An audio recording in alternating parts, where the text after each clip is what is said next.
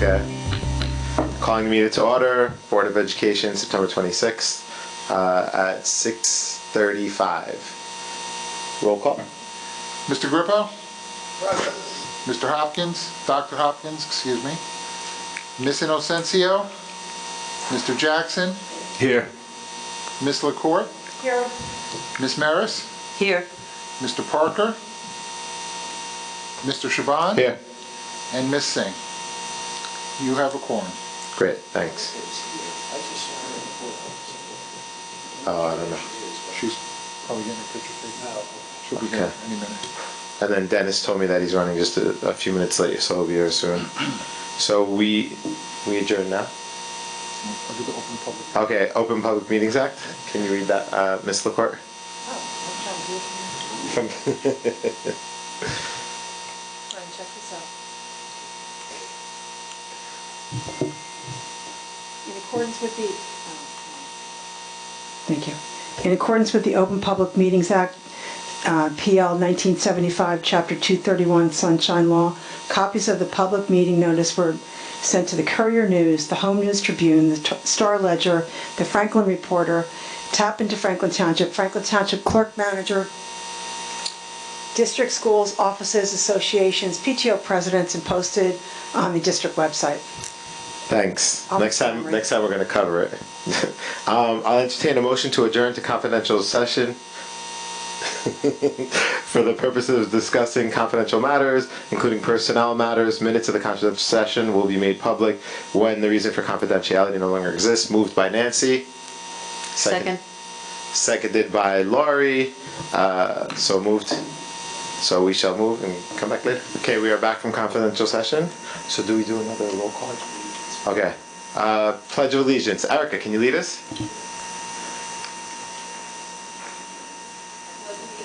To the flag of the United States of America, and to the republic for which it stands, one nation, under God, indivisible, with liberty and justice for all. Thank you so much, Mr. Grippo. Can you read the mission statement? Sure.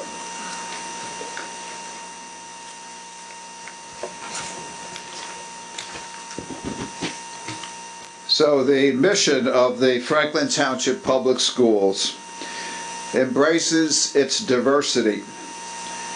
We foster excellent educational innovation and empower all of our students to achieve their highest potential. Great, thank you so much. I'll entertain a motion to adopt the agenda. So moved. Moved by Bill. Second. Seconded by Erica. I'd like to amend that to waive the reading of the minutes and move everything except for P2. Motion to amend, yes. Can I hear anybody that would like to move that? I'll move that. Lori? Motion to amend. So second. Dennis, thank you so much. Roll call. Mr. Grippo? Yes. Dr. Hopkins? Yes. Miss Inocencio? Thanks, Nancy. Mr. Jackson? Yes. Miss LaCourte? Yes. Yes. Yes. Great.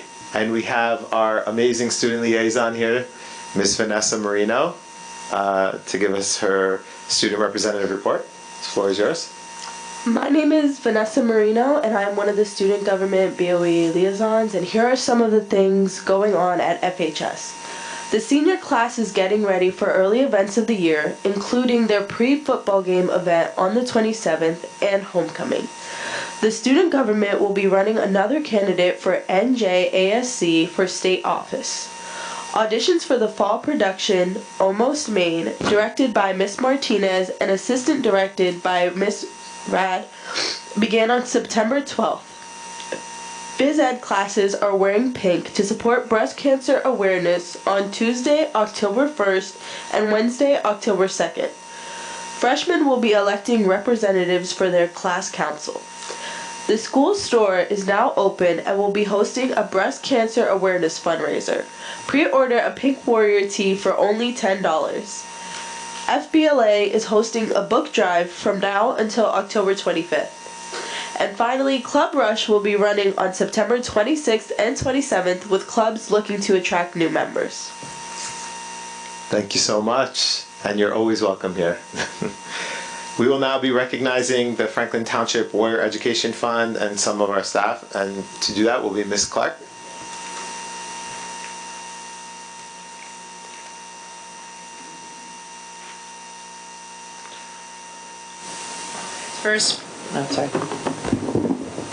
Tonight's first presentation pertains to the Franklin Township Warrior Education Foundation. Established in 2019, the foundation seeks to support the educators of the district through the award of teacher grants. Applications are sought in the fall and awarded in the winter, with most projects completed that spring. Here are some of the highlights of the awards given to our educators by the foundation last year. I will be commenting on the projects, but it was the staff members who applied for and received the grants who shared the photos and thoughts about their projects. If there is anyone here from Claremont Elementary who would like to speak about their project, please come to the podium.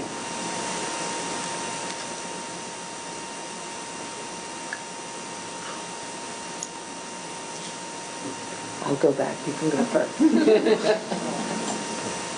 Hi everyone, my name is Courtney Elmeyer. I'm a first grade teacher at Claremont Elementary. And last year we created, using the Franklin Foundation grant, a class cookbook.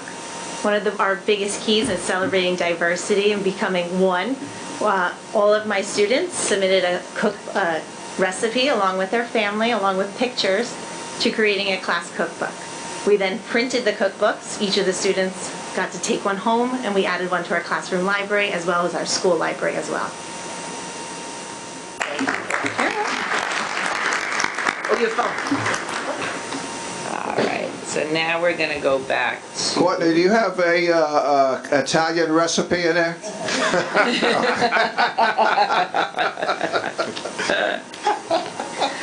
The CES Book Buddies project was submitted by Megan Morris. The goal of this project was to celebrate the partnership between our pre-K and third grade classes by providing each child with free books. Our classes worked together numerous times for learning experiences. As a culminating activity, we invited parents of each class into the building to read with the pre-K and third grade buddies so they could see firsthand the relationships the kids had formed throughout the year. We also received a FAST grant through the FTEA, which allowed us to host a parent breakfast and to invite a local author to present to the kids. The Claremont Elementary School Autism Sensory Garden.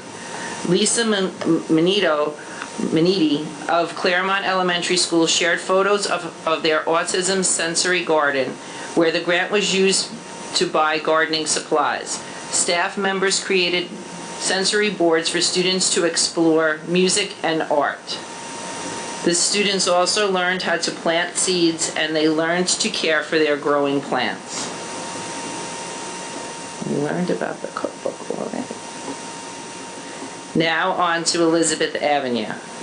Shayna Pona is a teacher at EAS who, with the help of the foundation grant funds and some Franklin High School volunteers, saw her students launch rockets at targets.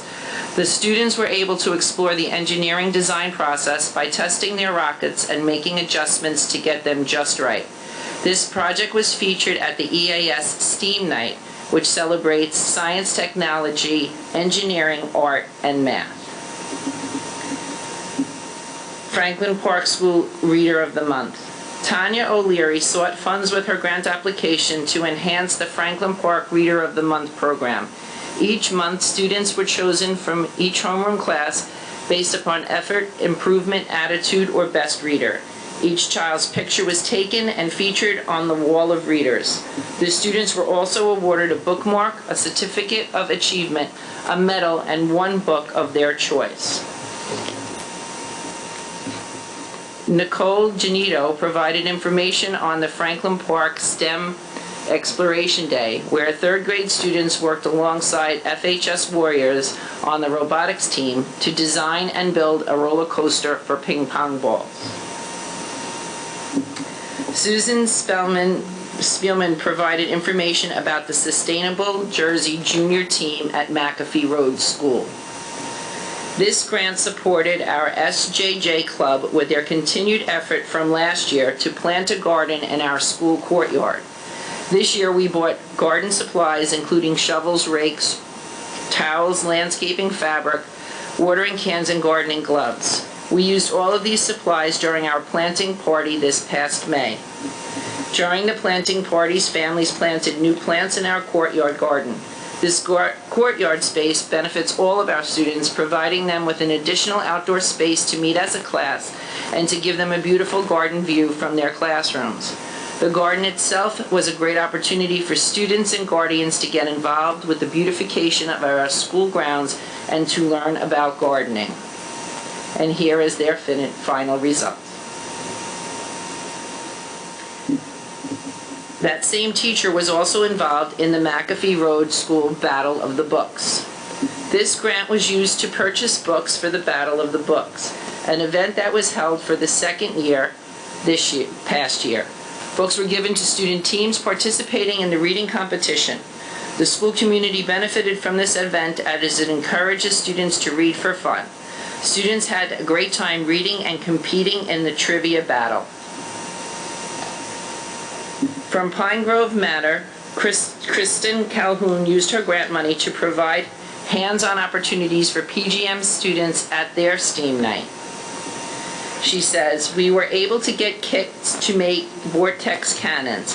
The students also used Crayola model magic. PGM students and their families loved exploring the different stations and creating all night. The activities at our stations would not have been possible without the grant," said Ms. Calhoun. Franklin Middle School. Catherine Young is a veteran member of the Restorative Practices team at the Hamilton Street campus of Franklin Middle School. She uses her grant money from the foundation to purchase talking pieces for each teacher at HSC. These small objects signify the speaker in a community building circle.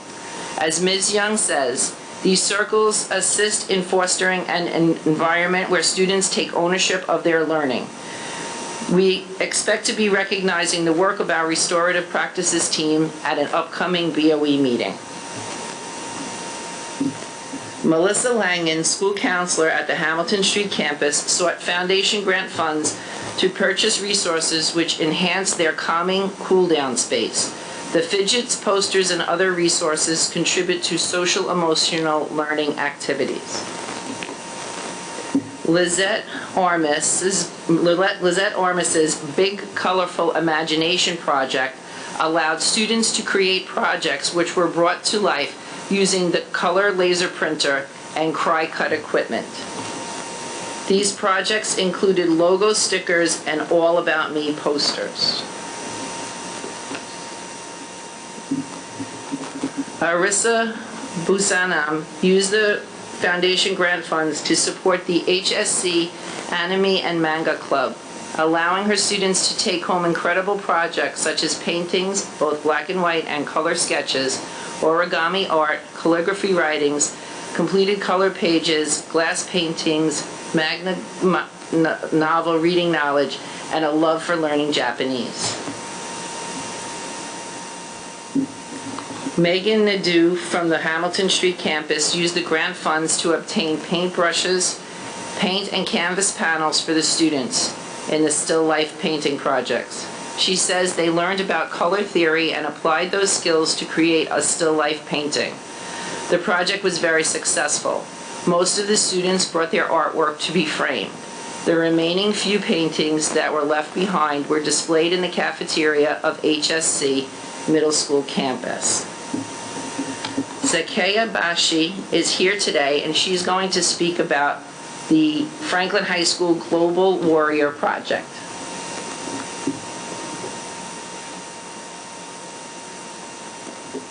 Good evening, everybody. So I'm Zakiya Basha, and I'm a high school history teacher.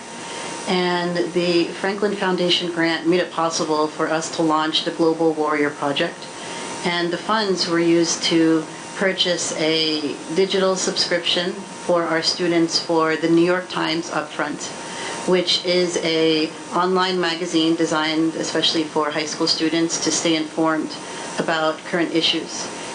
The resources, there's just a wealth of resources. It comes with everything from articles to discussion questions, critical thinking, quizzes, and a lot more. And this is really beneficial for our students in order to promote global citizenship in our classrooms. We also are in the process of launching a second phase of the Global Warrior Project, thanks to the Foundation grant.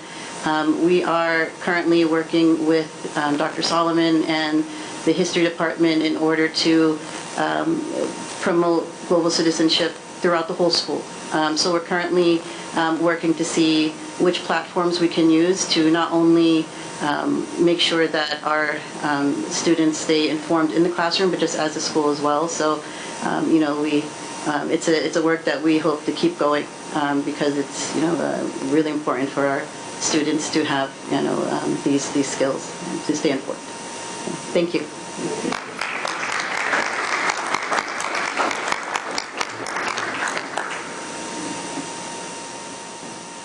So on behalf of all the grant recipients, we would like to say thank you to the Franklin Township Warrior Education Foundation. A few members of the foundation are here today, but I would like to invite Ms. Charlotte Wiesner to come up and say a few words about the foundation, and then greet the Board of Education, accept a certificate of appreciation for the foundation's generosity. Thank you, Mary, for that wonderful presentation, putting all of that together, and thank you for everyone that came out to present for our grants as well. Board of Education members, Dr. Ravalli, and all the school administrators here, thank you for giving us the opportunity to present the progress that we've had with the foundation.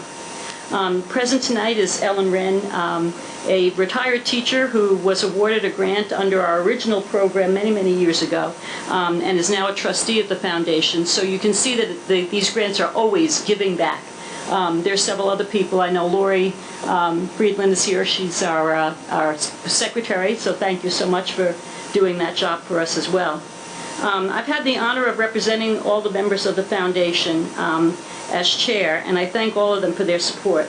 Dr. Ravalli, Ellen Wren, Lori, Corey Cohn, Nick Solomon, Mary, of course, thank you so much, Katina Jackson, Nina Jordan, Nancy LaCourte, Linda Darby, Eric Siegel, Dan Mayer, John Felix, Ed Potasnik, and Lee Schneider, and many other people who have been helpful with getting this organization going.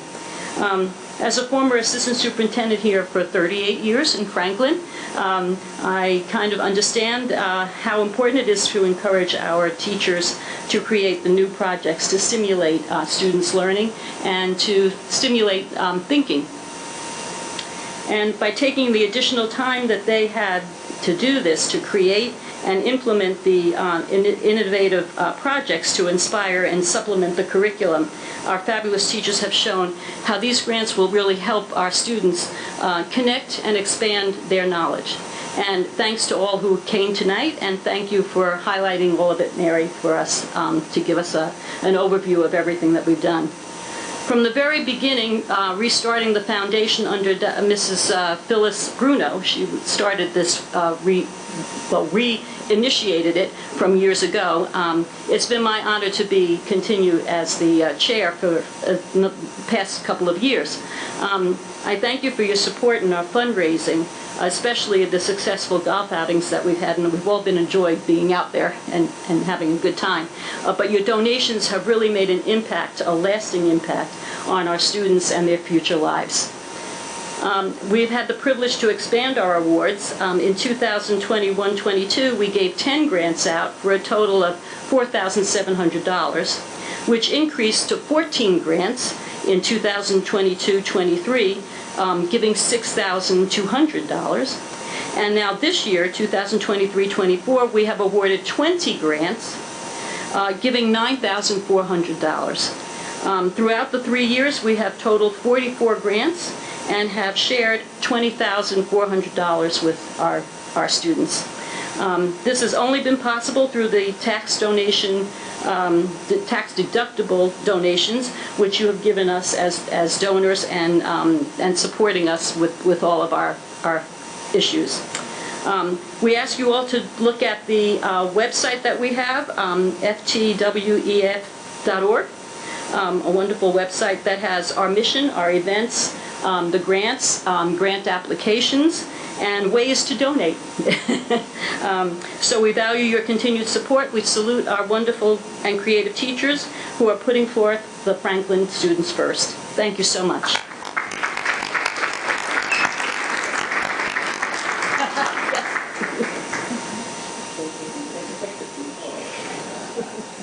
Everybody has to shake and take a picture.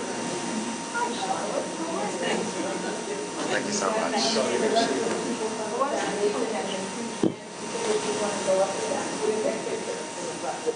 Are we doing this one? Are we doing this one? Oh, this is different, right? Just take a picture this time. This is Educational Foundation. Yeah, this is it. Mary, this one? Yeah, yes, that's the one.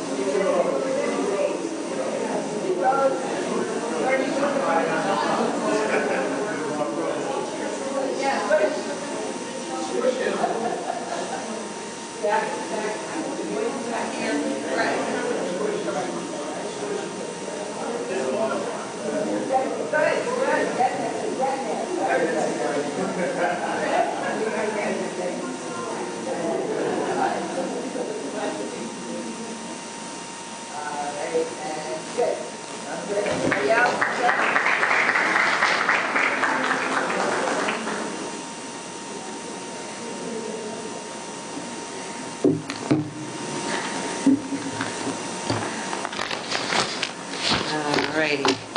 Oh, that could be a little darker.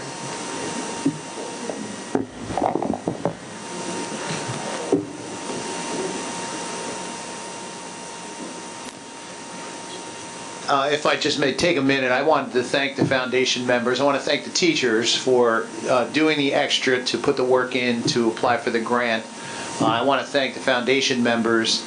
They give of their time. I mean, some are retired educators, others have full-time employment in other places, but everybody comes together for a common cause. I think what sometimes folks lose sight of is, a school budget is a finite thing, and much of what we approve every year is already allocated and spoken for. Leaves very little room, in all honesty, for creativity amongst the staff. But that creativity is what excites kids and is what helps us to connect content to real-world application. And the foundation, and all of our support groups for that fact, we have a wonderful booster association, we have a wonderful PTO association, and everybody in their own way supports all the additional costs and additional programming. But this one particular group focuses on creativity and teacher creativity and fostering and encouraging teachers to think outside the box and do different kinds of things with their kids that otherwise we wouldn't be able to do. So kudos to you folks for giving of your time. It's appreciated. Kudos to everybody who supports the foundation, because it's your support that helps to foster that creativity. And the more grants we're able to give out, the foundation I should say, the more grants the foundation is able to give out, the more teachers will be encouraged to step out of the box. And then the better experiences our kids will have. So, shameless plug, but if you're looking to donate money to a cause, one of our support groups, I'm sure, would be more than happy to help you out, whether it be boosters, PTO, and of course the foundation. And you can see the fruits of your work or where your money might be going in some of the wonderful projects that our teachers are doing with our kids. So thanks, and that's it. I just wanted to say thanks again to the foundation. You guys are doing a great job. Yes. Thank you, Dr. O'Reilly. The floor recognizes Nancy LaCourte. Can I just, it's ftwarrioref.com, and there is a donation page there, which is really important to help fund all of these incredible, out-of-the-box ideas that sometimes it's who's more excited, the teachers coming up with the ideas or the kids that are going to have the opportunity to take advantage of it. So there's one big event a year, and that's the golf outing, but you feel free to donate anytime throughout the course of the year. November would be a really great time to donate. So, but thank you to the teachers that are so creative. It's really appreciated. Yeah, thank you so much. I echo much of the statements, and I was glad to see my old classmate Zakia up here doing her thing. So, and Delaver. So, thank you so much, Mary. Okay, tonight's second presentation focuses on celebrating a few of our staff members who were recognized by groups outside the district in the 23-24 school year. Dr. Wendy Bardot was named by the New Jersey School Counselor Association as the School Counselor of the Year for Somerset County. Dr. Bardot has been a counselor in our district for 14 years and has served our FHS students and their families well. Next, as an instructional technology coach with Franklin Township Public Schools, Ted Samaras serves as a resource for our staff members as well as providing assistance to students and their families when necessary. As a NASA Solar System Ambassador, Ted Samaras has been able to tie together some of his passions: technology, space, learning, and working with people. Mr. Samaras has been with the district for 18 years and was instrumental in coordinating the Solar Eclipse program for our students last year. Finally, congratulations to FHS teacher Rochelle H. Gordon on earning the Regional Computer Science Teaching Excellence Award from the Computer Science Teachers Association. Ms. Gordon could not be with us this evening, but she has been an educator with the district for 22 years. I will make sure she receives her certificate so she will know that her accomplishment has made us all proud. I'd now like to ask Dr. Bardot and Mr. Samaras, who are here with us, to come up and greet the board and take that photo.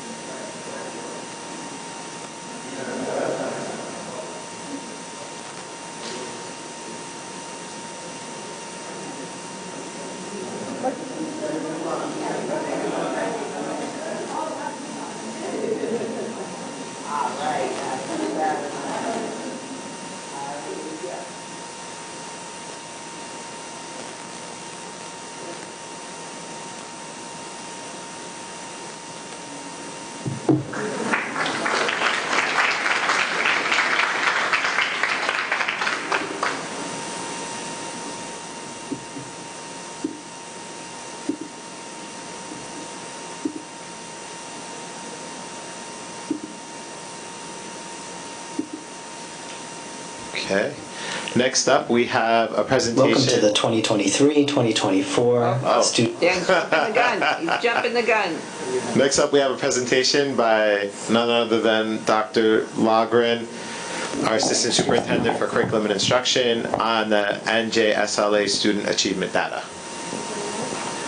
So thank you very much. I've recorded a screencast that will be on the website maybe tonight, but certainly by tomorrow, as well as the PowerPoint that goes with it. So we're going to hit play in just a moment. We'll dim the lights a little bit, and then we'll take whatever questions we have for discussion. Welcome to the 2023-2024 Student Achievement Presentation. I'm Dan Loughran, Assistant Superintendent for Curriculum and Instruction. Before I show you these slides, it's important to notice that this is a snapshot of the data we collect to help guide our collective and individual decision making. And it's important to know that when we make those plans and we formulate our targeted differentiation strategies, our staff is working very hard to help our students maximize opportunities. I want to first show you our iReady internal assessments.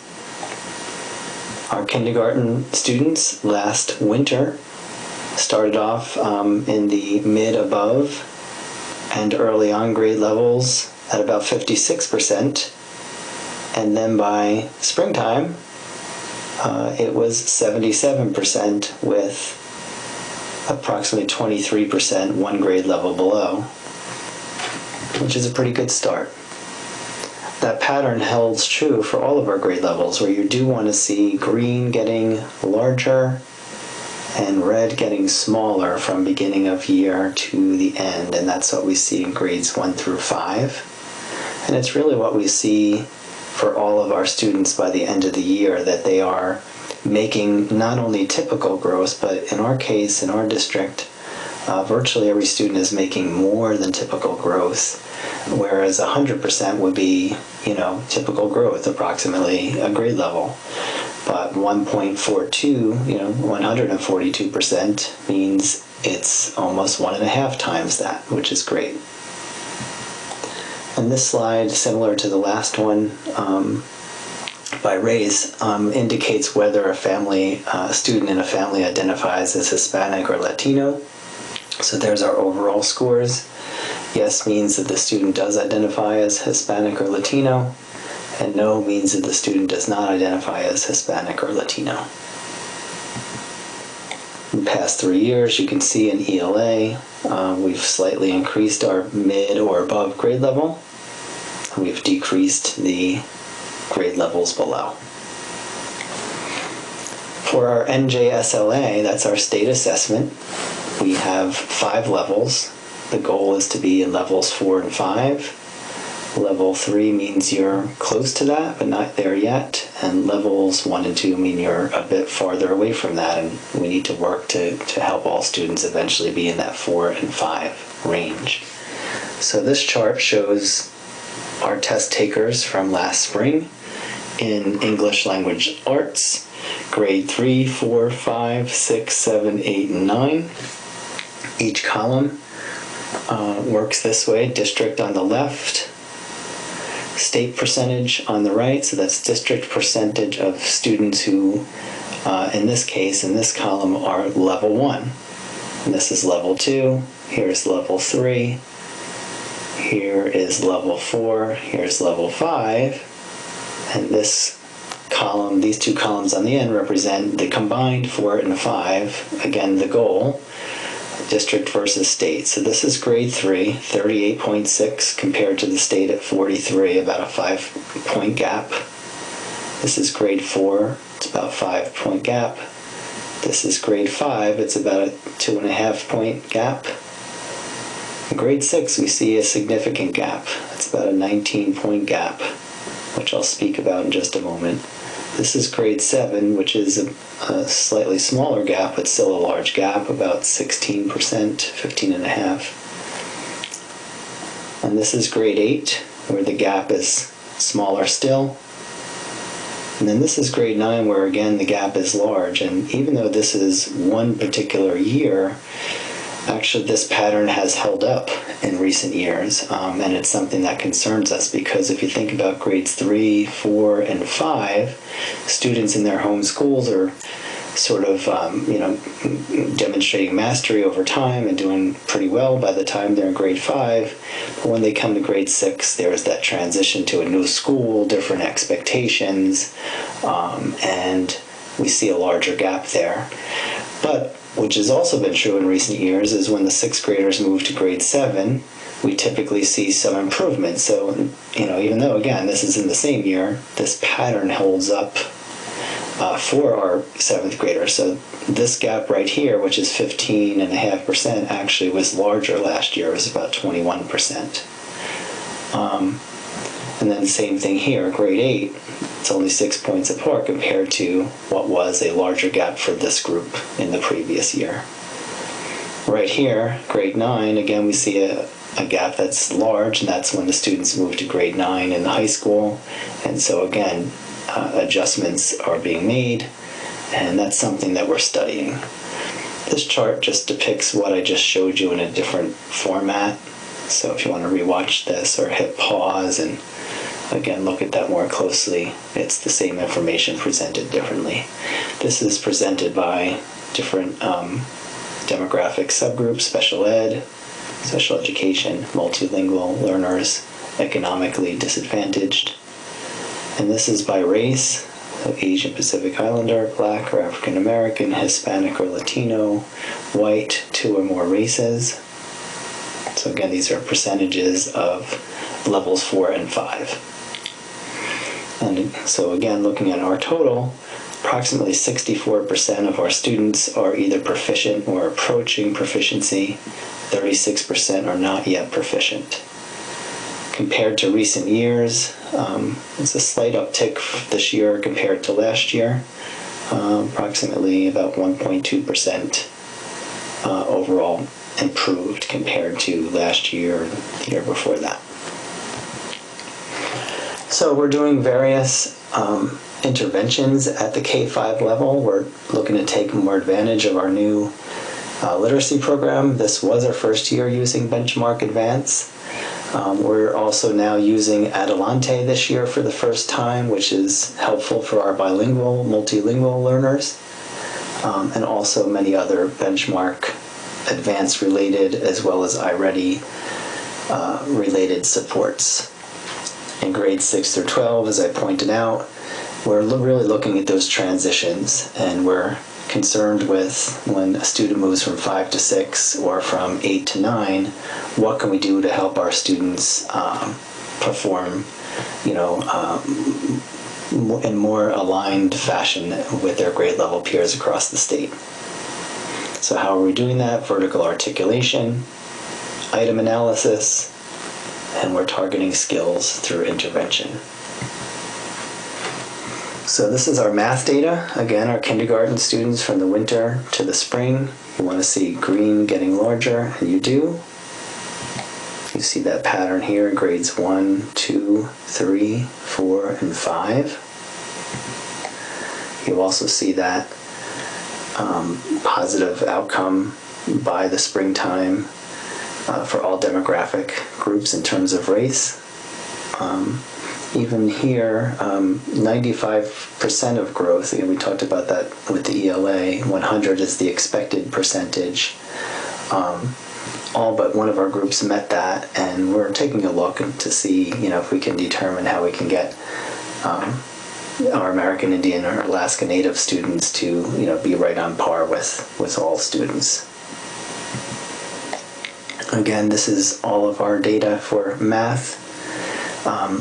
This row represents students who identify as Hispanic or Latino, and this row represents those who do not. Again, with math, similar to ELA, over the past 3 years, we've slightly increased in in math on iReady. And now we're going to look at our state assessment for math, grades 3 through high school. So when you're talking about math, you have grades 3, 4, 5, 6, 7, 8 math, Algebra 1, Geometry, and Algebra 2. But this information at the bottom of the slide points out that at grade 7, many students across the state, including ours, take Algebra 1 and also Geometry in grade 8, which is true for us. So our geometry scores and our algebra scores actually have 7th and 8th graders included with high school students in those scores. But also in grade 7 and grade 8 scores, we don't have the students who took those assessments in those scores. So I'll show that over here. When you look at level 4 and 5 combined, here's grade 3, it's about 10% gap. Grade 4, about 5%. Here's grade 5, about 7%, similar pattern to ELA. And then here's the grade 6, jump, where we see a significant gap. So we're studying that, trying to improve on that. But that's grade 6. This is grade 7, when the students take different assessments. So this number does not include Algebra 1 test takers in our district.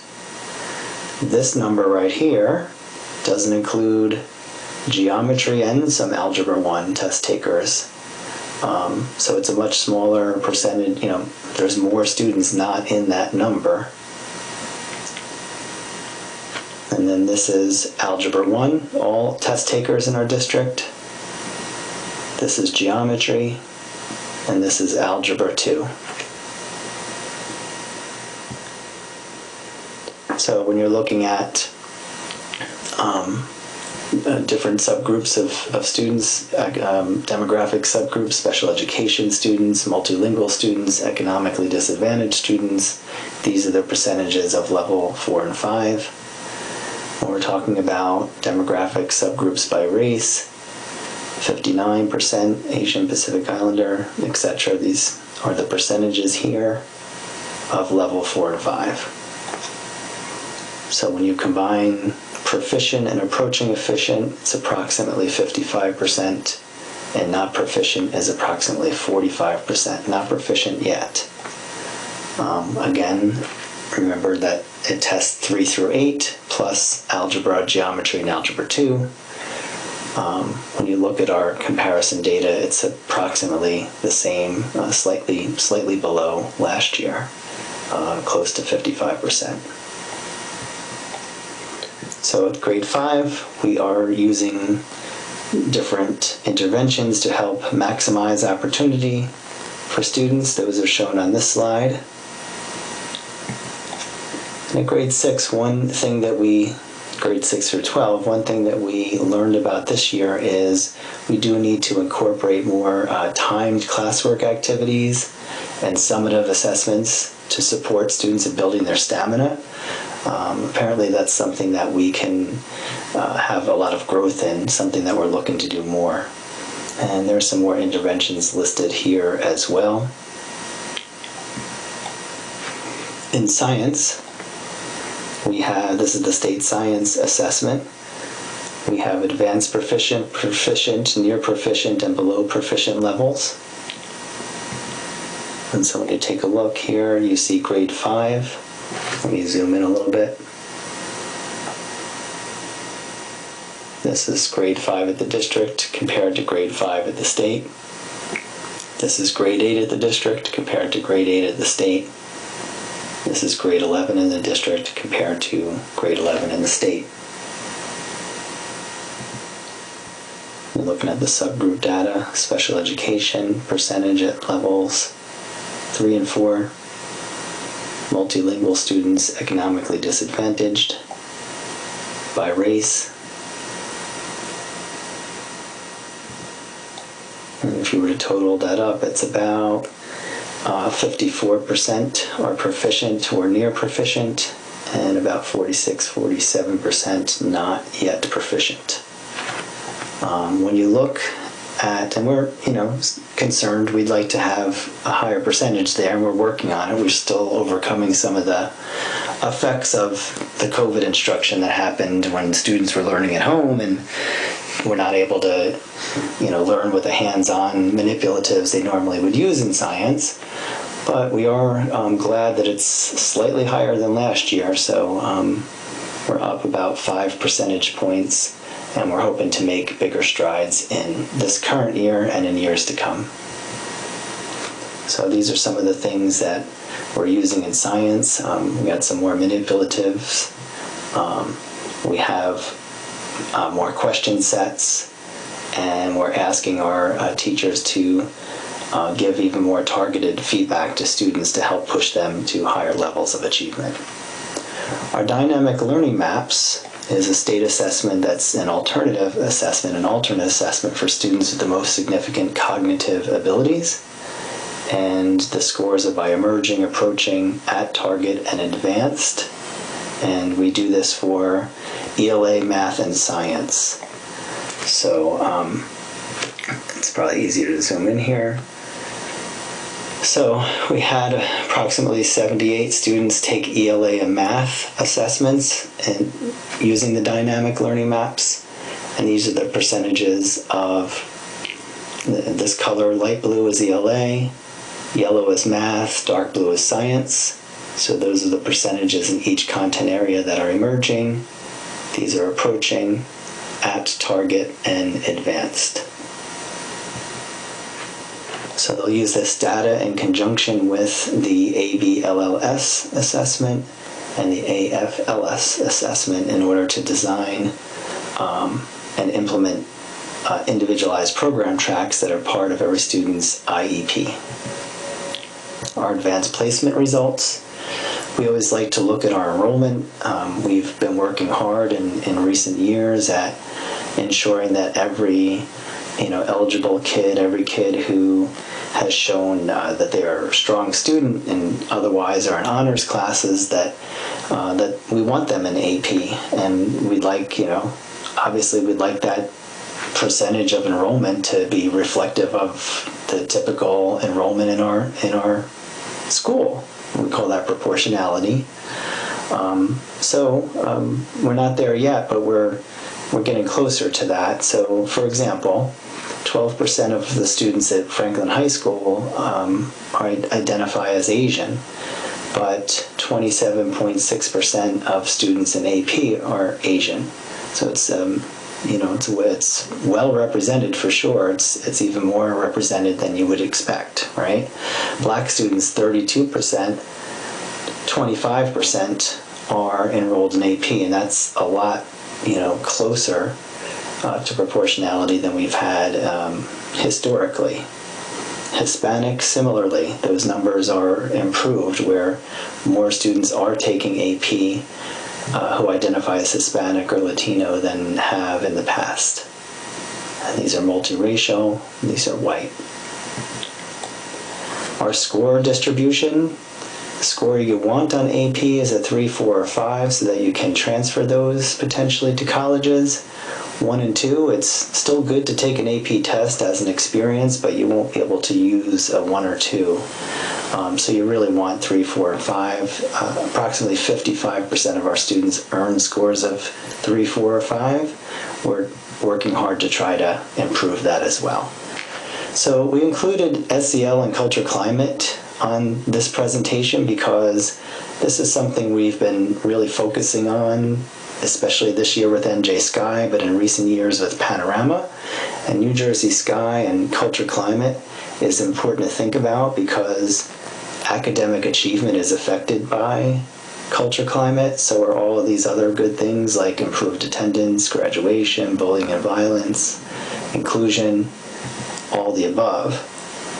And the survey that our families took last spring, they address all of these topics, and some of these are staff-only questions, some are parent-only questions, but all of those responses help us get a better sense of culture climate and our students' experiences in school, as well as our staff experiences in school and our families' experiences with the school system.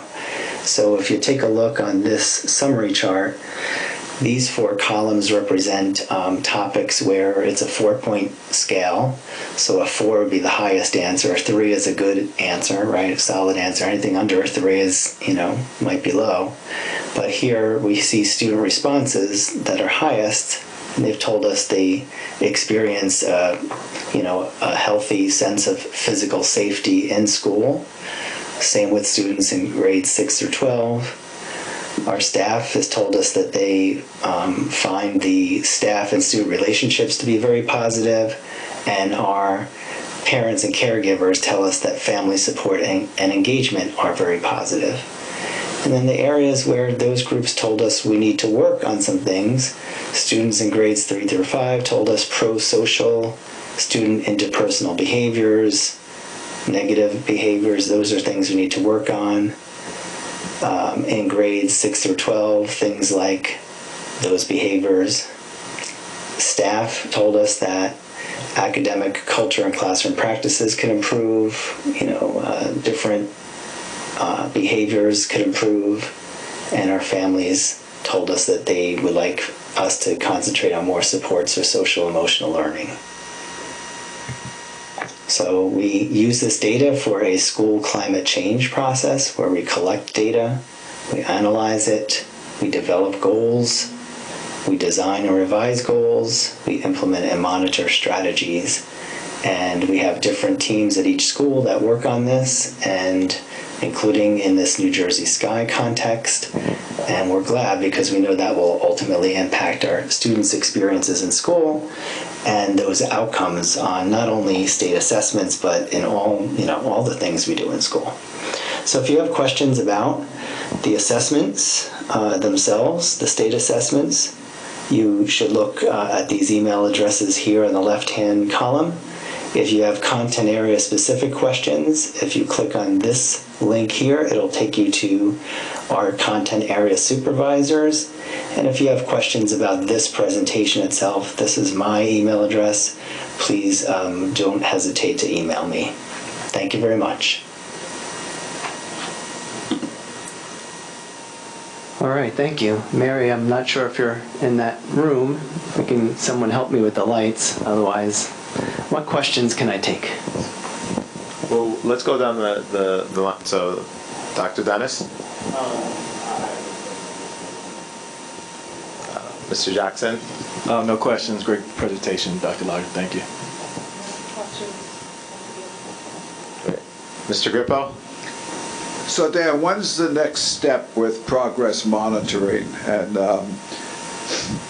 so we could keep ratchet up that blue line. I mean, we constantly get questions from parents about our student test scores. So you've seen some incremental growth, but how are we moving the ball forward? Thank you. That's a great question. One thing was the first slide, and if you remember it, it's important to keep in mind that this is a snapshot.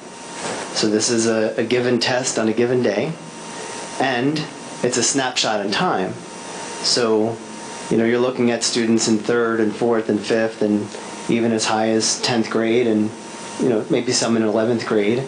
But what happens is there is work that's done even after that there's growth with every year right up until graduation. And our graduation rates are robust, not that they're perfect, we'd like 100%, right? But we're up close to 90 every year. And in the end, our students do master all of those standards, and they do meet the graduation requirements. So at these given moments in time, I think this is what Mr. Grippo is asking about, is how can we do better right at that moment and be right there with grade level peers? And we have a lot of different monitoring processes. We first of all have great assessment tools. We have great supervisors working with principals and the teachers very closely to talk about item analysis, for example. There's a particular question or set of questions that we get reports back on, and we can know, wow, a lot of our kids got that question wrong. What can we do to make sure on next year's assessment we get that one right? And this is something that, maybe it has to do with how we're teaching something, or maybe there's something missing in the curriculum that needs to be added that can help our kids learn that better. So this is the kind of constant reflection that goes on. We do a beginning year, mid-year, end-year iReady assessment. We do linked assessments throughout the year. In the different grade levels from, K right through 12, we have different formative assessments associated with textbooks, etc. So there's a lot of progress monitoring. I will say, one thing we are really kind of digging into a bit more is how we're sharing that information with our families. We had a great focus group, family focus group from the elementary level over the summer, taking a look at some of the feedback data we got last March when we were talking about rigor in the elementary classrooms. And they were pointing out that, they appreciate all the different kinds of reports that we put through the parent portal, but it would be helpful if we had sort of maybe an easier way to understand it. So our principals met with me this week, and we were talking about that. And one thing we thought is, maybe a simple little, I hate to say this out loud, but maybe a little screencast that shows how those iReady reports work, so that there's that closer family-school partnership to help our kids really dig into certain things. So I'm not sure if that answers your question, Mr. Grippo. Getting there. Is there a particular part of that you want to know more about? Okay, thank you. Ms. Maris? Thank you. No questions tonight. Mr. Parker? Yeah, so just really quick, are the graduation standards, are they in line with what the NJSLA, their expectations are? So we take a graduation assessment in the junior year, and what happens is, a certain percentage of we did that presentation back in, was that July? Where if a student passes that in their junior year and they meet their grade level, they pass their coursework, then they're eligible for graduation. Students who do not pass that test have an additional opportunity, even 2 opportunities to retake that. And if they're not able to on the test day pass that, we have a process where you basically ask very similar questions, but you go slower. It's not that test pressure where you have to, on that day, pass it. It's a little, more spread out over days and even weeks if need be, but you have to show that you can independently meet those graduation standards. It's called a portfolio appeals process. Right, so we are finding ways to make sure that they're proficient. Yes. In whatever that expectation is. 100%. Ms. Inocencio? No questions from me, thank you. I have a few questions. I bet you don't have any questions. Just kidding. I'm curious. I guess I'll just take them in order of the presentation. But I guess the part that concerns me the most is obviously the gap between the 5th grade and 6th grade, and then also that gap into 9th grade.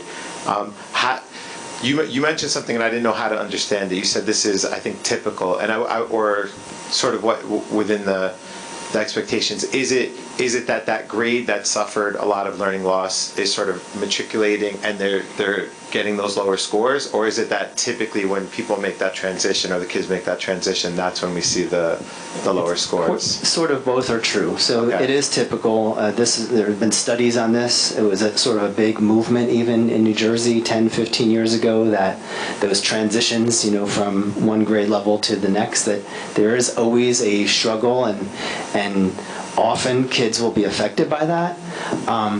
However, we're really interested in disrupting that as much as we can. We don't like that there's a gap in those grade levels. As we said, over time, that gap does come down, but we'd like for us to mitigate that as much as possible. So different things, like we have a new transition program that we started a year or 2 ago, Dr. Solomon with the high school, that we believe if we do some more of that kind of thing with the transition from middle to high school. But it's really about that vertical articulation, which is basically a teacher at grade 9 talking to teachers at grade 8, or teacher at grade 5 talking to teacher at grade 6, and we're literally sitting and looking at the standards together and looking at these item analyses and figuring out what is it that our kids aren't able to do in this assessment when they were doing so well, or comparatively well, in the previous assessment. And we've built those into our Monday meeting schedules the past year or so, but we're thinking we might need to do more of that than we realize. It's kind of like, oh, this would be great if we could do it. We're realizing we need to do more of that. So that's a takeaway that our supervisors have. So do you have a feel of how that transition was last year, and are we? It was very similar, right? Similar. Yeah, we did, and again, there was a longer version of this screencast that was created recently. We literally could look at those cohorts and over time what happens, and that pattern that you see here, even though those are different kids at the grade level, what you saw in those percentages are actually kind of what happens. But we don't like the idea of being kind of close to the state average and then going off a cliff in the next year, even though it does come down in 7th grade and 8th grade and 10th grade. As we go up the grade levels, it does come right in line with the state. Why would we want to, we want to make sure our kids are really ready for that, sixth grade assessment. So I think our benchmark for next year should be closing that gap. Yes. Whatever that percentage is, we're not going to go down to That's nothing, what we're trying to do. Right, okay. Now, one other gap that I noticed that I was curious about is, with ELA, it seems like we had a much higher proficiency than with math, sort of overall. And I'm wondering, what do we attribute to that, like relative to state standards? So these are both relative to state, so it should be, you would expect similar results. And in fact, we have a high second language population. So I was actually surprised that it was balanced that way. Well, and I guess the premise of the question, though, I want to go back to that, is it is on the state average with math scores. It is a more challenging subject for kids to master. That's true. That's true nationally and in New Jersey. So if you look at the state averages for all those, you're right. I know you're talking about the gap between us and the state, but math itself is a tougher test to take, if you will. And interesting that you talked about language acquisition. There could be something with that, but I think we have to keep in mind. I know it's not something that before the pandemic we had such growth, and we were so close to those state averages, basically in all of our different grade levels in math and ELA. We were getting closer, and then that set us back. And the kids who were in 10th grade or 9th grade on this chart, think about that. 4 years ago, they were in 5th grade. Or if you're looking at a 7th grader, that low number, again, I know some of them are taking a different test, they were in grade 3, which is the year that you're reading to learn, not learning to read, right? K1 and 2 is you're learning to read. You hit grade 3, you got to use all that good reading skills to learn, which might go back to your question too. And those kids were at home on a computer, and we were doing our best, and that was 2 years at a critical time. We've talked every time I come here each year about accelerated learning and the different differentiation and the targeting.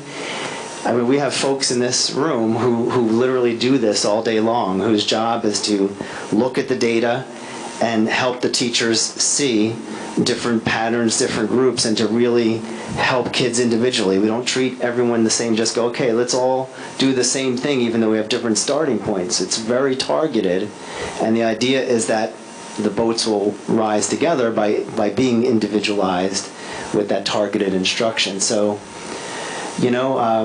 probably be maybe a great conversation. Maybe we could talk with some math folks about that question, but yeah, I do know we have a similar struggle that other districts have with that. Yeah, for sure. But you're right. It's the gap that I'm talking mostly about. So that shouldn't really, that should be true for all districts. And so that gap, maybe there's something we're doing on the ELA side, or maybe that we can learn from, or maybe we just need to take a harder look at the math side to sort of close that gap.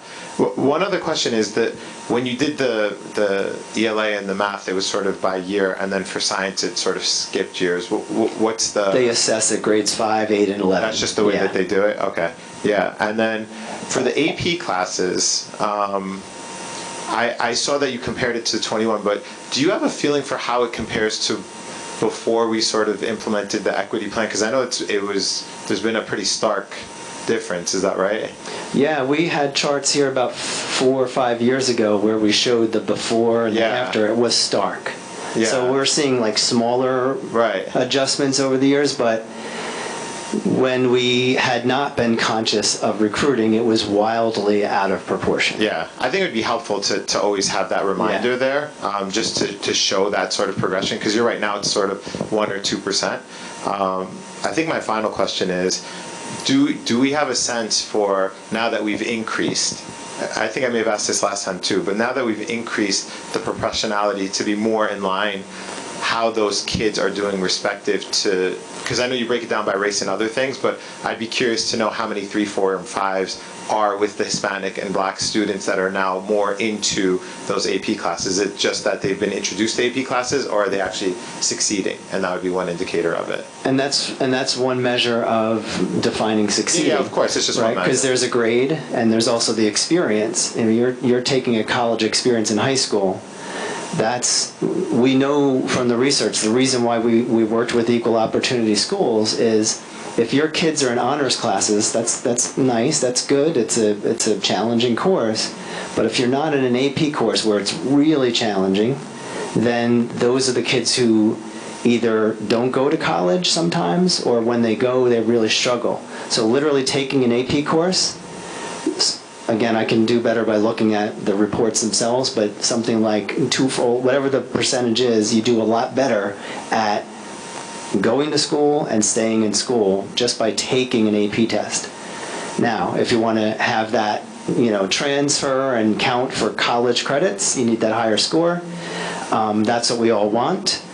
I do have that data. We can look at that by race, but honestly, our sort of definition of success is having the kid in the experience, taking the course, having that rigorous experience. Yes, we want, and we do believe over time those test scores will also rise, because this is still kind of a new recruitment, if you will, right? Talking to kids who were, maybe they didn't just say, oh, I want to take AP, and say, why aren't you taking AP?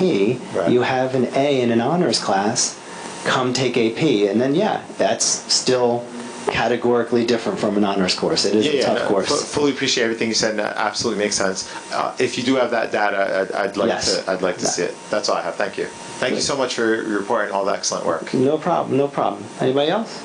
I had an additional question. I heard you mention the pre-COVID scores. Have we done an analysis on that to determine if there's been any type of, straight line into exactly what some of those issues are from the kids from one grade to another, in terms of what actually they're missing? I didn't hear the very last part about to determine what exactly skills they're missing. What those skills that are missing, and if those skills are the same as it goes down, or increases rather, the grade increases. Yeah, as we were saying, just prior to the pandemic, we had our grade 10 scores were higher in ELA at the time they had grade 10 assessment than the rest of the state. And our grade 8 was right there with the state. Right. And our grade 6, I want to say, and 5 and 4 were closer than those gaps that we saw in this screencast. And then what happened was pandemic, and then we saw a lot of different kind of patterns. It affected kids in different ways. And what our supervisors do is they aggregate that data, they disaggregate the data, they basically, here's how all of our kids are doing. Here's how, these groups of kids, and I'm just saying kids, right? A teacher has 20 kids in the room, and they're looking at how students performed on internal and state assessments, and they're putting them in appropriate groups to give them what they need, because these 5 kids missed those couple of standards, if you will, and these 3 kids did well with those standards but not on these other ones, and so they'll give them different activities to do. So we do know what they're missing, because that's what shows up in those different internal and state assessments. Right. We have more data than you can shake a stick at. There's a lot. And what we try to do is give our teachers the best kind of, we certainly guide them, we give them different ways to maximize differentiation in small group instruction. There might be something that's for all, but as soon as we can get them into the thing that they need, that's what we try to do in our classrooms. Okay. Any other questions? Thanks so much, Doctor. Thank you. Moving on to the superintendent's report. Thank you, sir, and thank you, Dr. Loughran. I love your screencast. Always a hit. Start of the 24 school year. So I want to take this opportunity to thank the many who were involved in getting our schools ready for Day 1, 2024-2025, which occurred earlier this month. I can't believe that almost a whole month has gone by already, but we're turning the corner, and next week will be October. Hard to believe. But Day 1, the start was smooth with the exception of the usual transportation challenges, and this year obviously brought on even a new challenge, and that is a new contract, many new contractors. So we have 4 different vendors who are supplying our busing this year, all new routes, new drivers, so obviously that just added to the challenges. So we appreciate the patience of parents, appreciate the work of the Transportation Department, Mr. Bonanno, Mr. Freed, and the rest of the business department, and we think we have it almost there. We have about 1 or 2 routes that we're still looking at and working on, but I think it is smoothing out, and actually I got the all clear today at 5:22, which is almost close to what we typically are during the school year at a regular point in the year after we're running very smoothly. So we're getting there. With regard to faculty and staff, all the reports I got from principals, met with the associations, all has been very positive, and all have been very happy to get the year rolling. So we're off to a good start and looking forward to a good October, rest of the fall, and obviously into the winter. Annual backpack drive. I know our board president's going to talk, or board vice president, board chair tonight. We'll talk a little bit more about the annual backpack drive, but I also want to make a few comments here. With the start of every school year comes the need for school supplies. I want to take this opportunity to personally thank Miss Anna Washington, her support staff, and many of our school district administrators who organized the annual backpack drive. It was a massive undertaking this year. We had lots of families that showed up, all of them parked out here. Folks in, we had all kinds of, we had the food bank here. We had a lot of other folks here as well. So it was really a magnificent event, and hundreds of folks got school supplies to get the year started. So I know Assemblyman Danielson and his staff were also involved. They also provided backpacks, so kudos to all involved. International teachers. I want to take this opportunity to welcome our international teachers.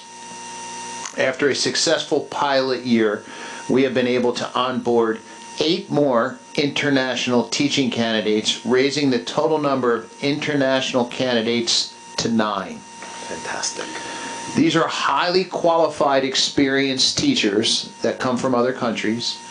And we've been able to secure to help our staff and build out our bilingual education department and beginning to build out our world languages department.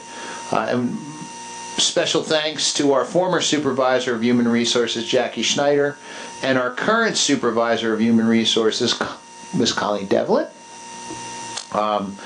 They've both worked hard to bring the international program to fruition here. Was not an easy hurdle to overcome.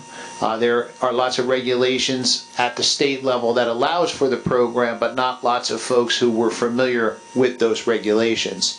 So we actually did a lot of education on our own. I say we, I mean Colleen and Jackie.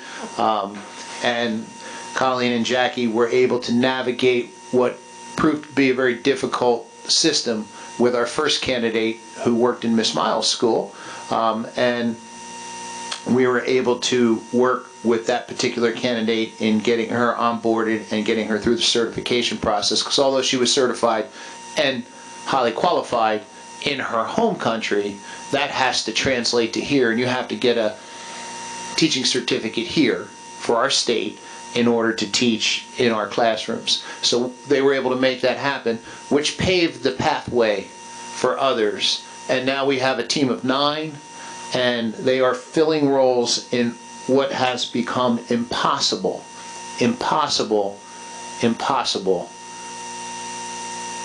positions to fill.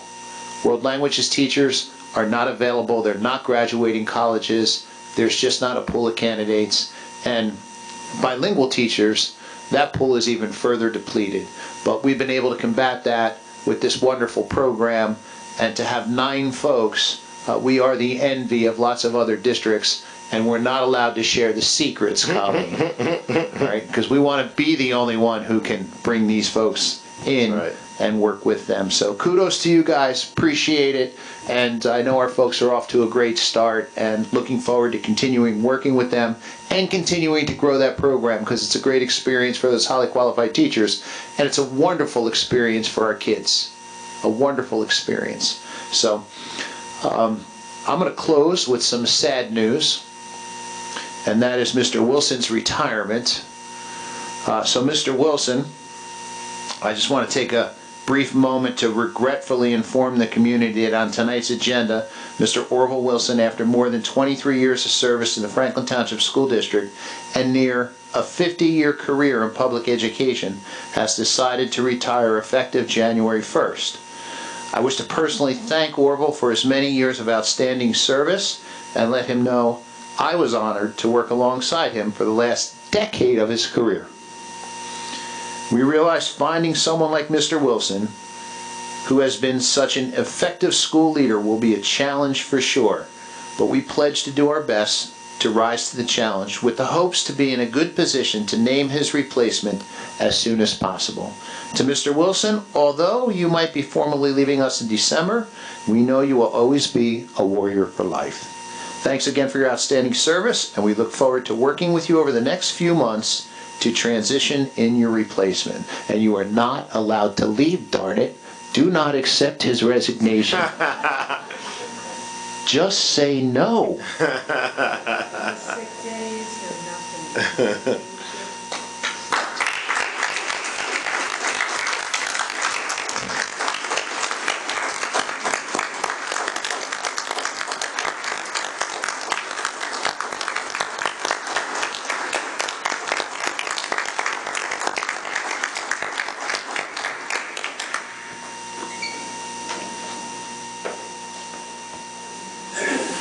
You made me do this. I just like to really say that this has been an amazing journey working with the community of Franklin Township that is so diverse, so interesting. And, you know, it's as Dr. Ravalli mentioned, it's been close to 50 years. But really, when I look back over it, it seems to have just kind of like flown by, because every day was an exciting adventure. I am really honored that I get to kind of close this chapter of my career here at Franklin, because Franklin is probably one of the most unique places in the world. I am honored to have worked in a community that has so much care for all students, not just any pocket, but every student in this community has the opportunity to be the very best, because there are people here who care and have worked to provide opportunities for them to be greater than they think. So I'm honored to have worked here and ended my career here. I have been fortunate to have worked with board members, principals, administrators, teachers, students, paras, cafeteria, maintenance workers, and it has been a pleasure. And in fact, you know, it's work. I won't say that it isn't, but it's been enjoyable work. So thank you, thank you.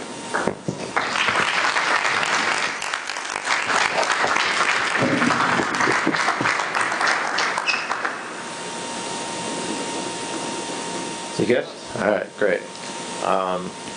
Yeah, echoing Dr. Ravalli's sentiments that we, you know, it's our honor to have had you, and that you've created an environment or helped to create an environment that people want to stay here and finish their careers here. and we have another, I guess, folk later on that elevating through our ranks as well. Just more sad news though. The day before our students returned to school for the beginning of the school year, another senseless shooting occurred on a school campus. So please join me in a moment of silence for those families who were affected by the tragedy in Winder, Georgia earlier this month.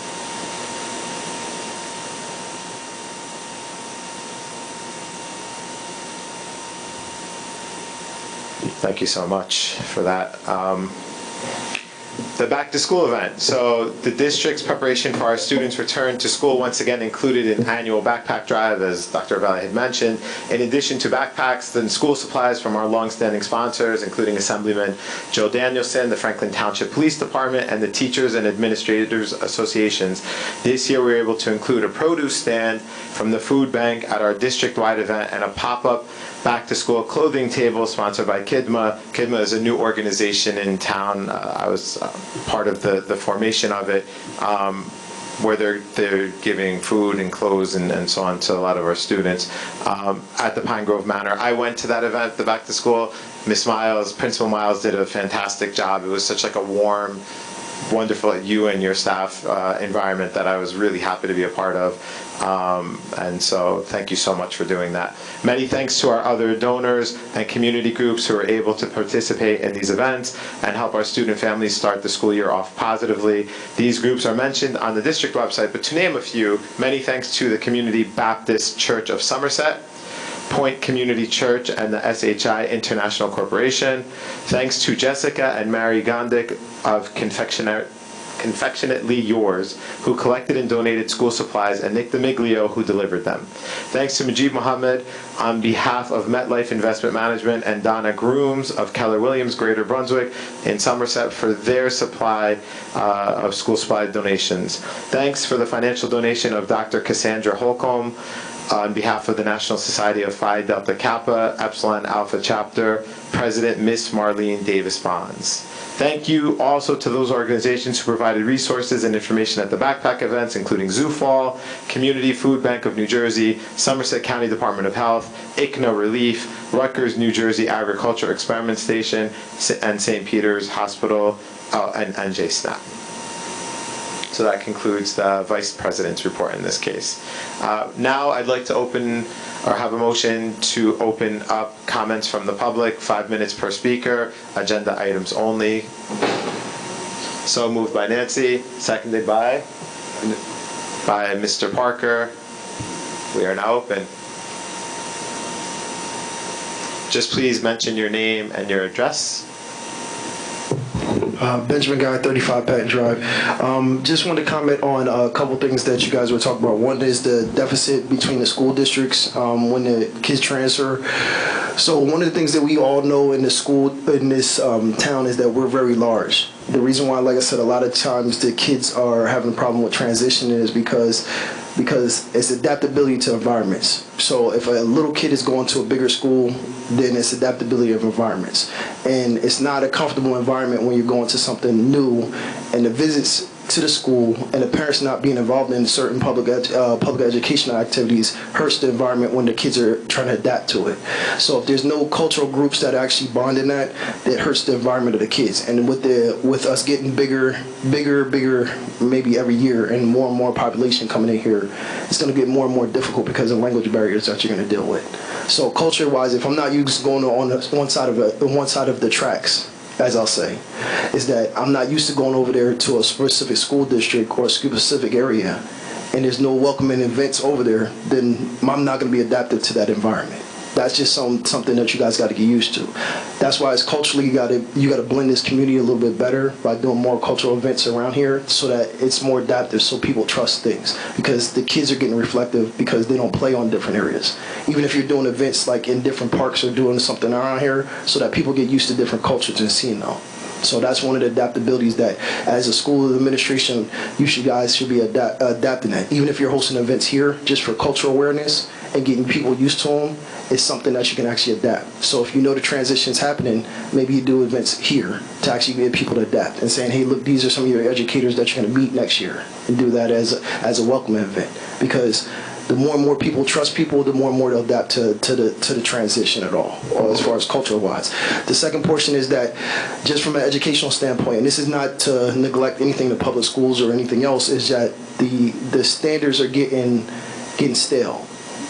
As far as what you're motivating the kids to be. So involving more global events, more CTE learning, more vocational educational opportunities will actually invoke immigrants and other people of other cultures to actually be more involved in the school district, because remember, they're coming from something totally different. Like, my culture is not, like I said, if I'm an Asian immigrant that's coming here, I'm used to certain ways my culture is being. So if it's not adapted in here and I'm not seeing something that reflects myself, I'm not going to adapt to your American culture because of the educational bond. Just because you put a book in front of me doesn't mean I'm going to learn. I have to be involved. I have to see something else that's going to be more intrigued as far as education is concerned. So that's one of the other things. The other thing is looking at as we move forward, and I'm not sure if this comes up, but as we move forward into more public health support groups, whether or not we're bringing on Zoo Falls, things with the food bank and everything else, create more cultural bonds in those mental health spaces, and also those social workers, and bring those in people in the schools to be your advocates to help with the cultural transition that you're doing. And I'm not saying that has to be all on the school district. You should also partner with the county to actually make it an advocacy partnership to say that you're having this problem. I don't think you guys ever sent this report to the county and said, hey, look, we have these problems in the schools. Right? We see adaptability. We see these young kids getting progressively worse in our school district or not being adaptive. There's public health people all in the county. The county doesn't come to Franklin that much. We don't go to the county and ask for support. We specifically don't ask for in our public school districts or anything else. We don't do that. We don't put no pressure on it, but we're the largest municipality in the county. We don't put pressure on them to help support some of the problems that we have here. So we should be doing that. We should be doing that more and advocate for that. And the one thing I've always talked to Dr. Ravelli, and I've talked to Orville, they say my pain in the butt about, is that I want the school district to actually have a VOTEC and a CTE program by itself that we can actually administer and do it ourselves. Because if we start younger, we start at the 6th grade or we start at the 7th grade levels and get them more adaptive, we can get these people into like more of trade school opportunities. But we're starting kind of late in the game. You're competing against charter schools that start this stuff early. We're losing. The public schools are losing. And it's something that we got to really look at in advance and try to get these kids more motivated, because the more motivated the kids are, the more they're going to stay in the public schools district, the more they're going to be motivated to learn. So that's my time for now. Thank you. Thank you.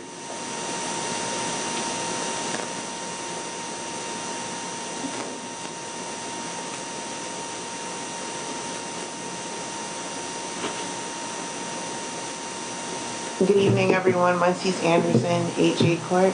I wanted to, first off, just found out tonight that my high school principal is retiring, Mr. Wilson. So I was Mr. Wilson's second graduating class from Franklin High School. So that's going to be a sad moment. I will be sending that text message out to the whole 2007 alumni.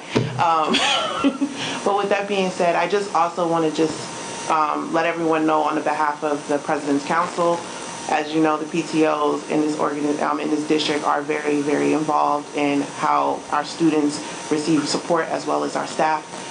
We as this far felt that it's been a positive start for school. We'll harass you later on in the year with other things. But I want to add on to what the gentleman just said. As he was speaking, it was a lot of things that were coming to us over at Franklin Park School. You all know we do a lot of sending emails to supervisors and leadership at the Board of Education to come out to speak to our parents individually in a more intimate setting. We have also seen at Franklin Park that it has been beneficial. This year we have, as a PTO across each elementary school, high school, and middle school, we've noticed that our numbers have been low for the last couple of years. Well, I can report tonight that the numbers at Franklin Park School have increased. We are now at least 45 active PTO parent members, as well as 45 active teacher members and staff members, period. And that is because of the constant engagement. So what I do encourage the board members as well as the supervisors is to continue to partner with the parent-teacher organizations so that we can add to what this gentleman said in engaging our families and touching them where they want to be touched intimately in the buildings, allowing them to ask direct questions. If anyone has any questions on how our relationships have been with our past principals and our current principals, we at Franklin Park School, the PTO board there, are always welcome to add that advice on how we communicate with our staff, as well as our principal. We have a great partnership over there. So with that being said, I'll have stuff for you guys next month after the President's Council meets, but we want to just welcome everyone and say thank you for it being smooth. Oh, I'm sorry, before I leave, quick question. Well, never mind, it's not on the agenda tonight. I'll bring it back next month. Okay. Thank you so much, Matisse.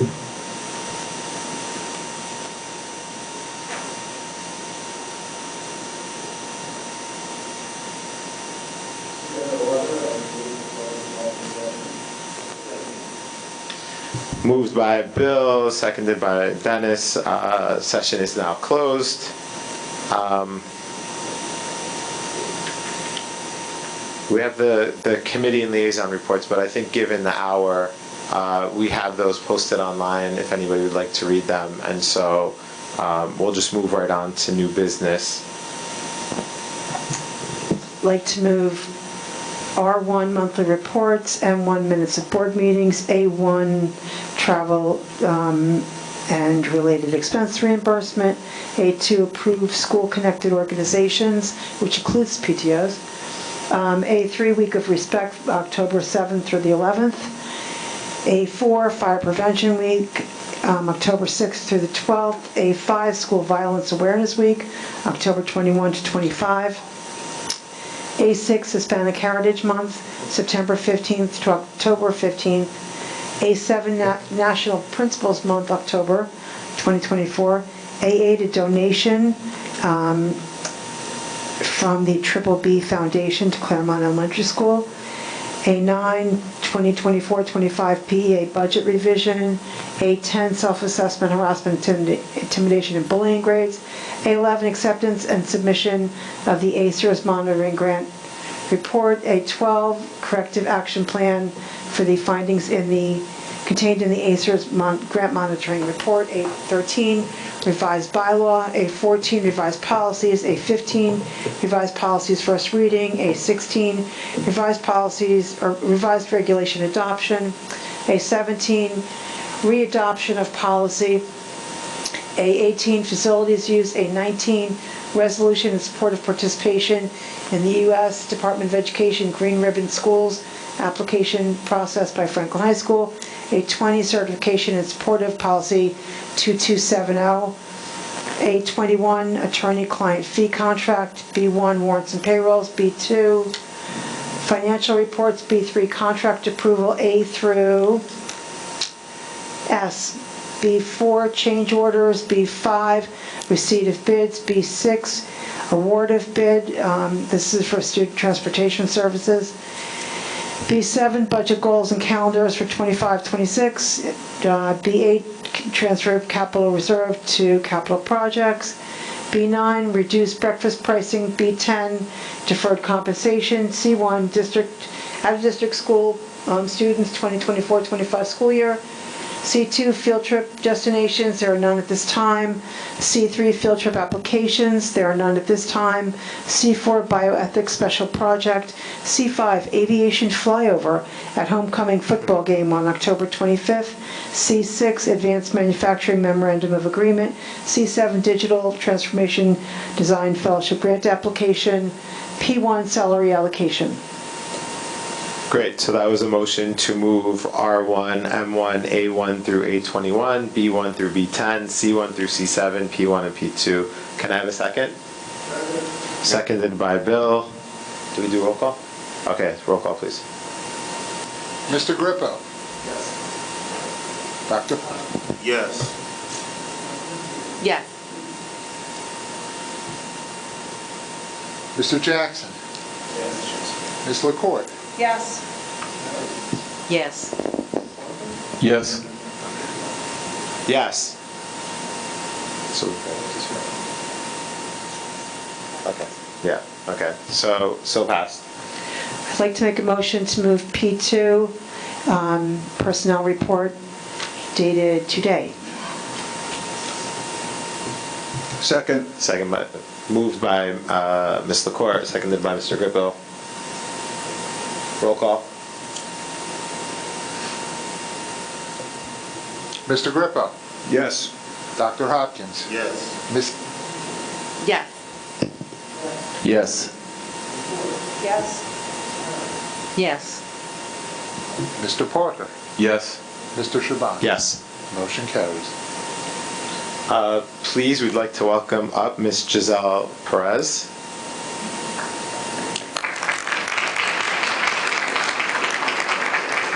Ms. Giselle is our supervisor of elementary language arts and academic intervention support. Hello, thank you very much. I stand before you today very excited and eager with deep gratitude. I've worked in Franklin Township for 20 years as a literacy coach and as a teacher. It's not a community where I live, but it's a community that I love. And so I'm very excited to continue to support educators and our students and families as we embark on this new journey in literacy together. I vow in this role to really just inspire students to love reading and writing, but also to ensure that they are receiving their foundational literacy skills that they need to be successful in school and beyond. And so I'm truly honored, and I just wanted to thank you. I'm excited, and I see a great future as we embark on this journey together. Thank you. Thank you so much.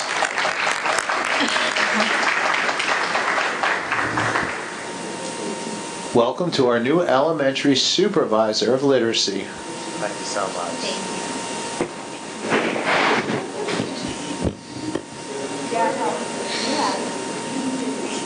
We welcomed you to the school, and welcome to the town.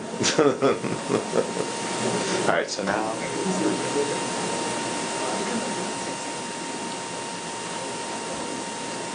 Dr. Loughran, would you like to? If you're going to say something to her, say it to the class. You just saw a small sample of what I've seen really since I've known Giselle, I guess close to 8 years. But what really came across in the interview process, she was against a very competitive field. But unanimously, the committee was blown away by what she had to offer. And given the context of what we're trying to do with academic goals setting, she is all over it. She has been for a long time, and we are so excited to know that she's going to be in this position for us. So congratulations, Giselle.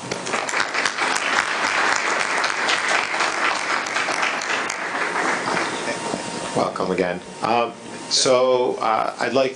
would entertain a motion to open up to the public for any comments.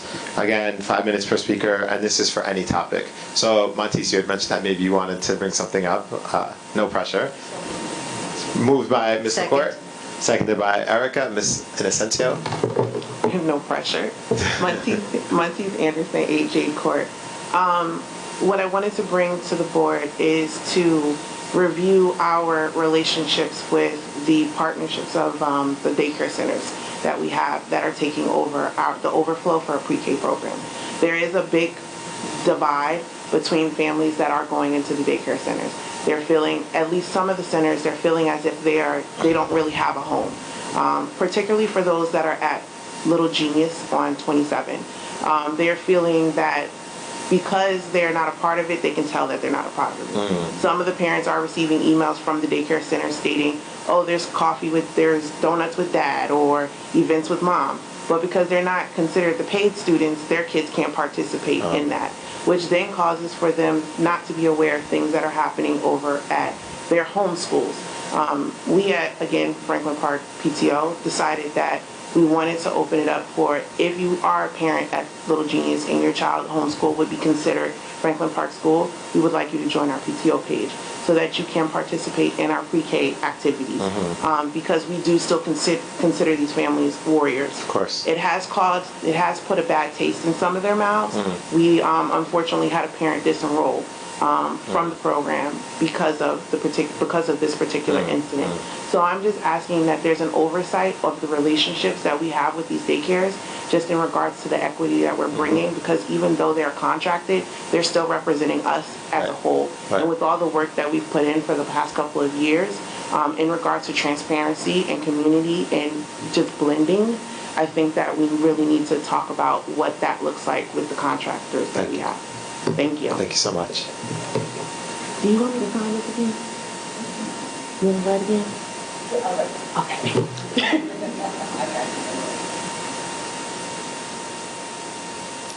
Any other takers?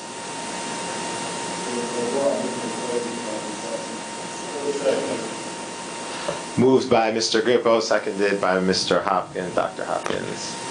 Dr. Valley? Yeah, sure. Thanks for that feedback. That's great. I'm certainly going to bring that back to the Director of Pupil Personnel Services and the Supervisor of Early Childhood Programming. It is a challenge for sure. The reason we use private providers is because we don't have the space for the program ourselves. We'd love to host a program in our schools and or in a center somewhere. We just don't have the kind of space. We've grown from, I want to say, around 100 kids back 2015, 2016 to near 800 kids this current school year. So that's a lot of growth in a short period of time.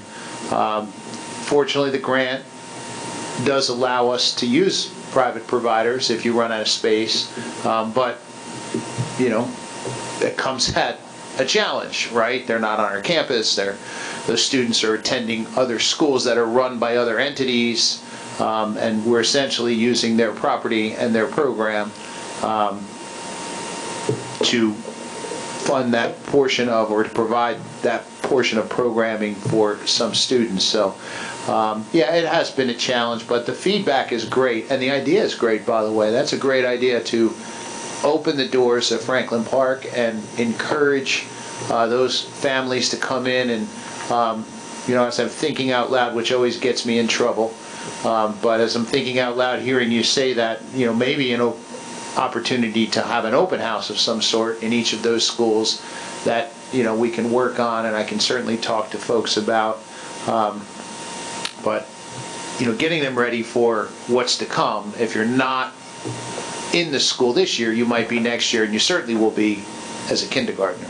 So we certainly will work on that, and I'll bring that feedback directly back to Dr. Sofield and our supervisor of early childhood, Dina Phoebus, and let them know that there's that feeling of isolation and what can we do to address that. So appreciate it. Great, thanks. Okay, so now we will move on to the good of the order. We'll go in reverse order this time. So, Ms. Inocencio?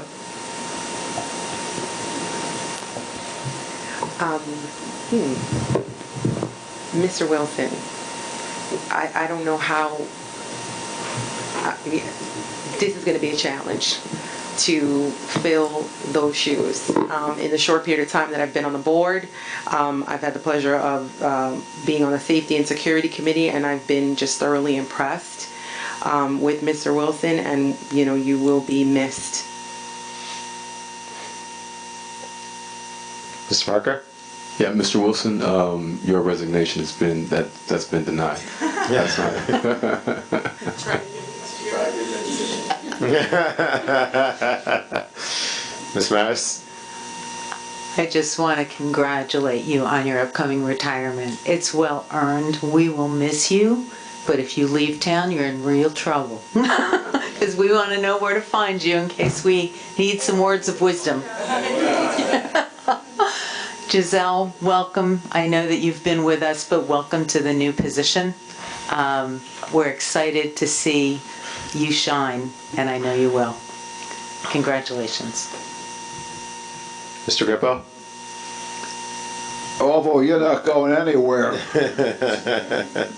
because you're a big part of our community band, and you and I have been together a long time.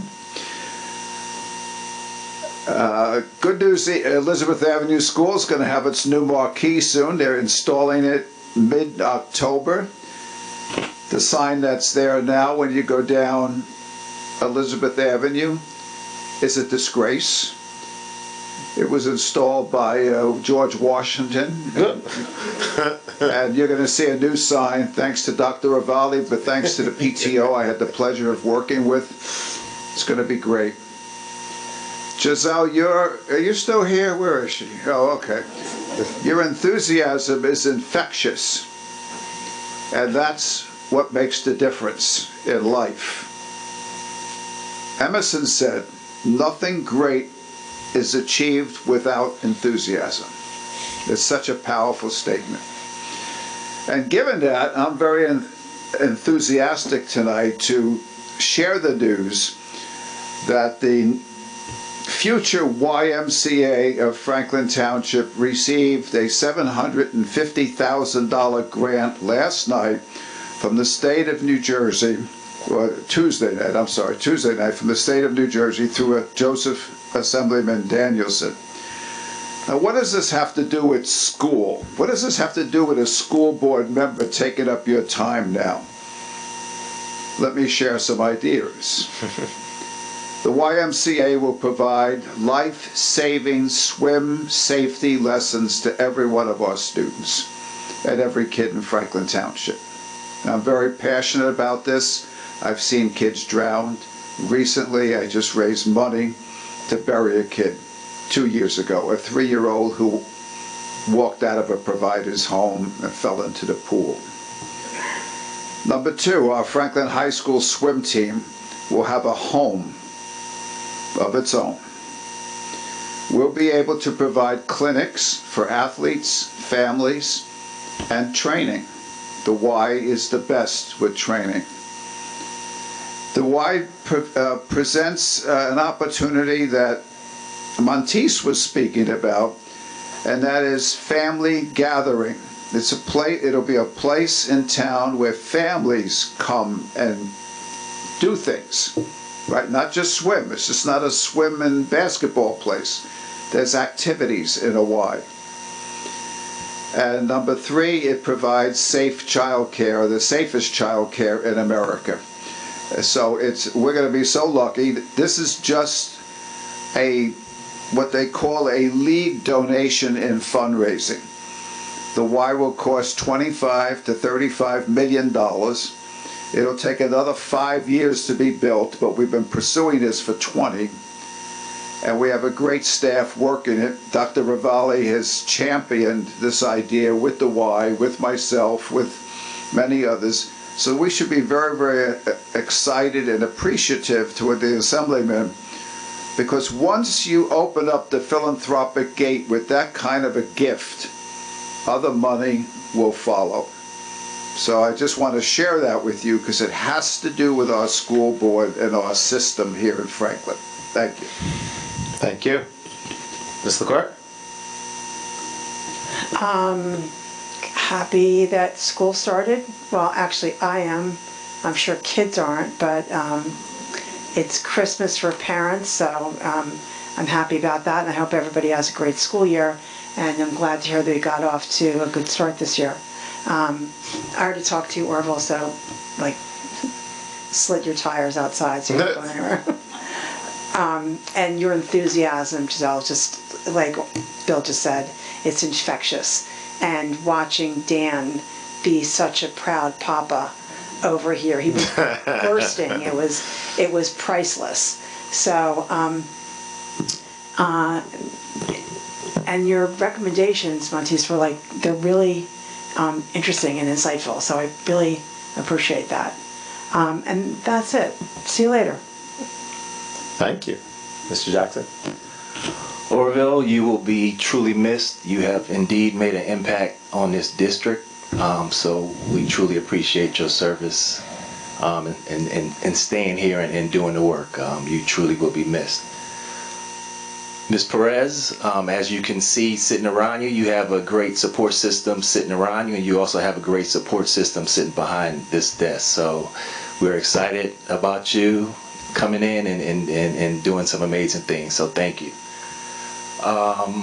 Third thing, Franklin football game, I think 6 o'clock tomorrow, big football game. I think they're having a tailgate sometime around 4 before the game. So definitely make sure you come out. The team is doing some great things this year. Third, I want to congratulate Mr. Fry. This Sunday he is getting married. Oh.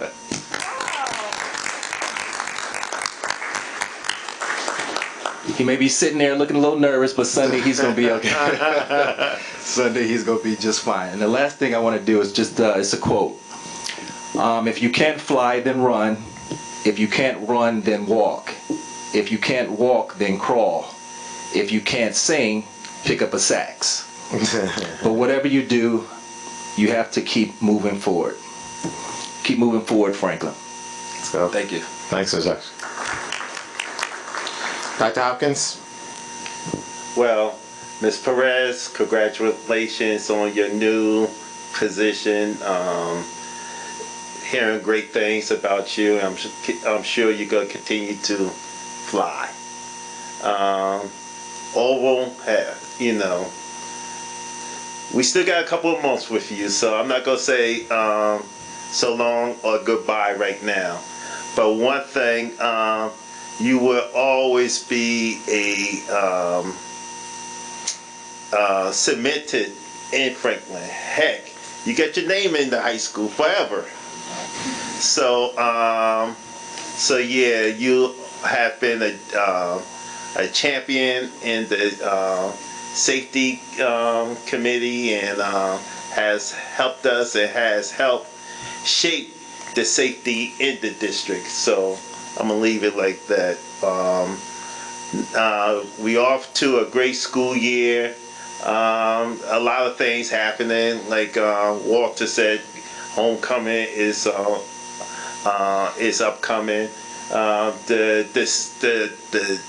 seniors itself is in the midst of applications now for colleges. So, you know, parents, check off those deadlines. Make sure you focus on those deadlines to make sure that those applications get in on time.